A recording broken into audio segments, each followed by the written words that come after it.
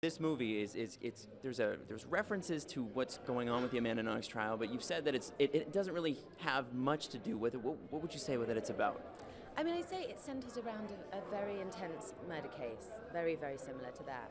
But it was much more focusing on the journalist's kind of handling of that and what happened with all of that, and sensationalising it, and a man who's buying a book that a journalist has written about the case and wants to make a movie out of it. And it's about that process.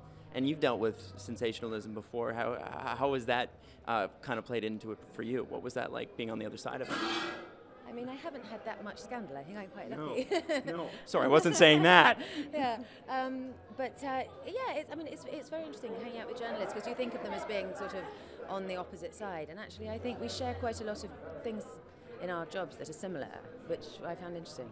And is it the worst ever shooting in Italy? Horrible, can you imagine? Ghastly, almost as bad as shooting in Toronto. Thank you so much. My pleasure. Welcome back to Toronto.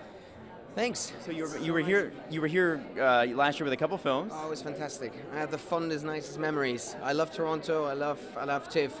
I mean, the screening with Rush last year was one of the best I ever had. Now, do you say that because you have to, or? No. I promise you. No, I really like it because the people here are enthusiastic about films. The atmosphere in the theaters and both screens. And then I was here in like 10 years ago, but it was the same thing.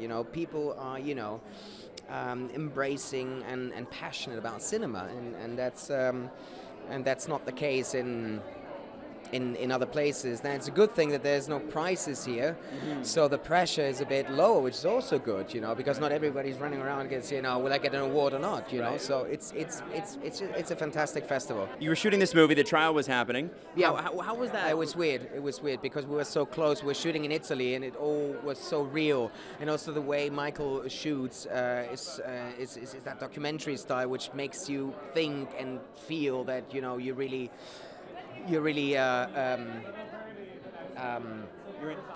shooting the real case. It's like really irritating, and we met all the journalists, and it was so confusing to see that some are really 100% sure that the suspects did it, the other ones who believe in their innocence. It was very interesting process, and an important point of the film is that the victim was forgotten. Because we always talk about the suspects, but not about the victim anymore. So, and that was always something that was very important to Michael to make a film, and talking a bit about the actual victim.